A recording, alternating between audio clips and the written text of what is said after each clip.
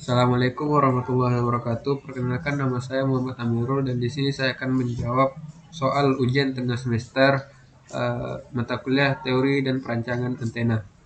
Satu, jelaskan prinsip kerja antena sebagai pemancar dan penerima gelombang elektromagnetik. Jadi prinsip kerjanya pada dasarnya sama seperti antena dipol, yang dimana simpelnya dengan membuat muatan listrik berisolasi maka akan menjadi gelombang elektromagnetik. Dan sebaliknya pada penerima gelombang elektromagnetik tadi jika terkena pada antena dipol atau kawat sirkuit terbuka maka akan muatan pada kawat tersebut akan berisolasi sehingga menghasilkan gelombang listrik yang sama frekuensinya dari gelombang elektromagnetik tadi. 2. Jelaskan pengertian pola radiasi antena, macam-macam pola radiasi, dan jelaskan bagaimana cara mengukur dan menggambar pola radiasi 2D dan 3D.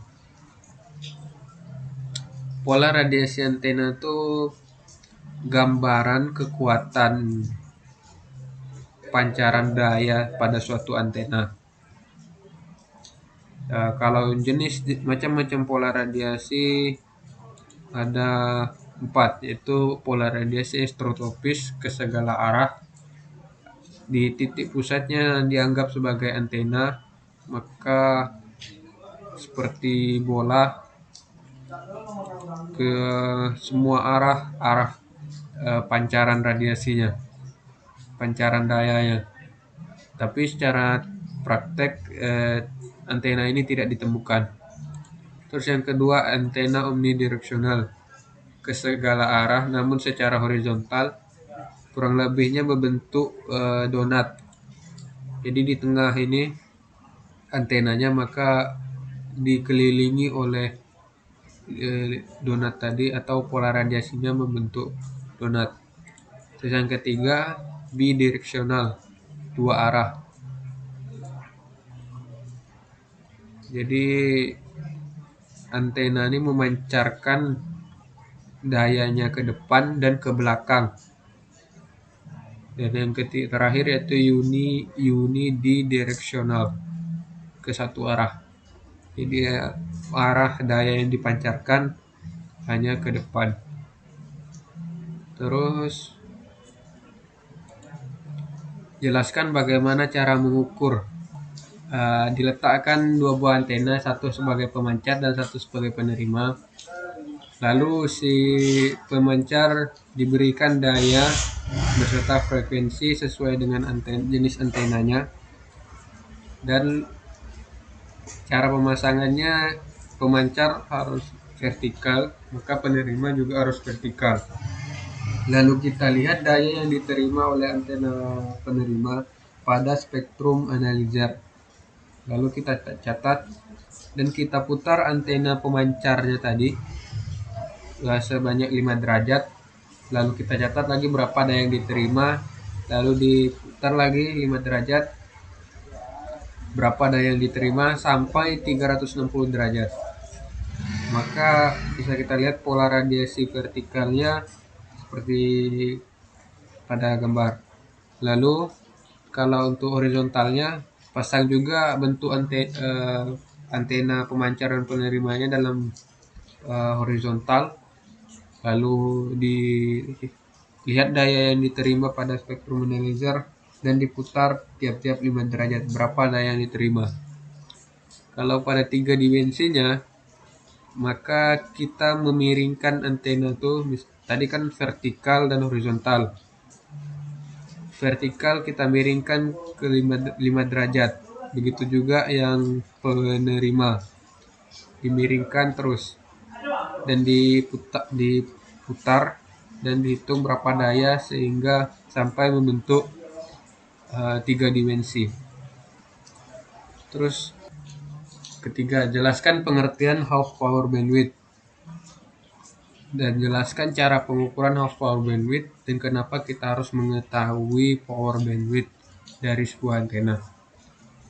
Half power bandwidth adalah besar sudut dari setengah daya pancaran.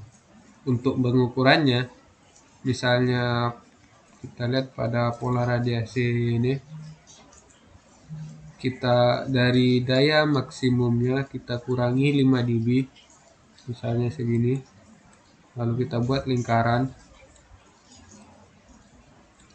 maka di sini kita tandain,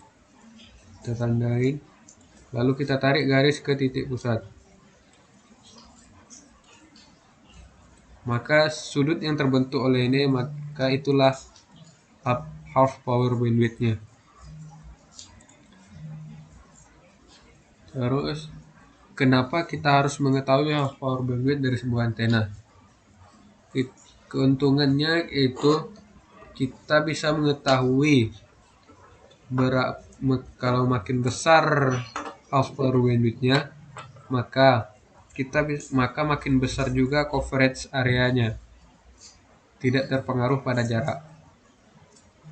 Terus yang keempat, jelaskan pengertian front to back ratio dan jelaskan cara pengukuran dan kenapa kita harus mengetahui nilai FBR dari sebuah antena.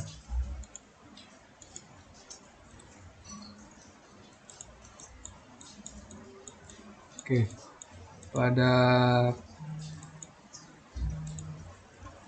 untuk mengukur front to back ratio, nilai maksimum yang dipancarkan ke depan dikurangi front to back ratio itu sendiri adalah perbandingan dari nilai pancaran ke depan dengan nilai pancaran ke belakang.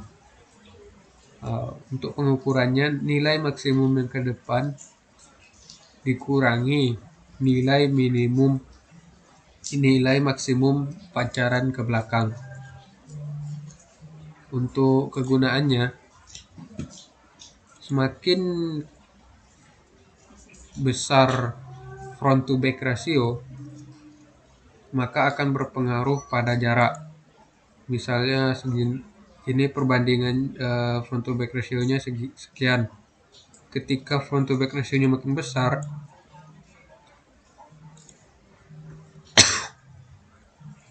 maka daya pancaran ke depan juga akan semakin jauh.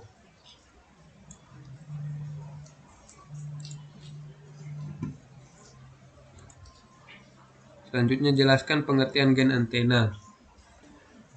Gain antena adalah penguatan daya pada antena.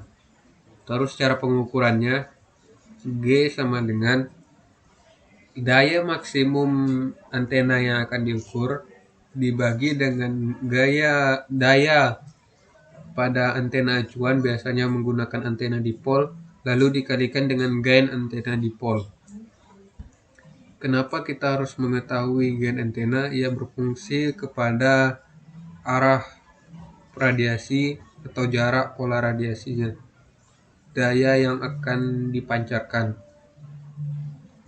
Jelaskan pengertian polarisasi antena dan jenis-jenis polarisasi dan bagaimana penerapan polarisasi antena pada sistem telekomunikasi. Polarisasi adalah arah rambatan gelombang elektromagnetik yang dipancarkan oleh antena. Jenis-jenisnya itu ada 3, linear, sirkular, dan elliptikal. Sedang linear ada 2 bagian, yaitu vertikal dan horizontal. Bagaimana penerapannya pola radiasi antena pada sistem telekomunikasi? Jadi ketika antena pemancar dan penerima jenis polarisasinya sama, maka daya yang diterima tuh akan lebih maksimal, akan lebih tinggi daripada jenis ketika antena dengan polarisasi yang berbeda. Bahkan jika polarisasinya tidak berbeda, bisa menyebabkan antena tidak bisa menerima sinyal secara efektif. Untuk penerapannya yang daya pada prakteknya antena sirkular pemancar dan antena sirkular penerima itu lebih rendah daya yang diterima oleh antena sirkular daripada si pemancarnya kita gantikan dengan antena linear. Kurang lebihnya mungkin hanya itu yang bisa saya sampaikan, kurang lebihnya mohon maaf. Wabillahi taufiq wal hidayah. Assalamualaikum warahmatullahi wabarakatuh.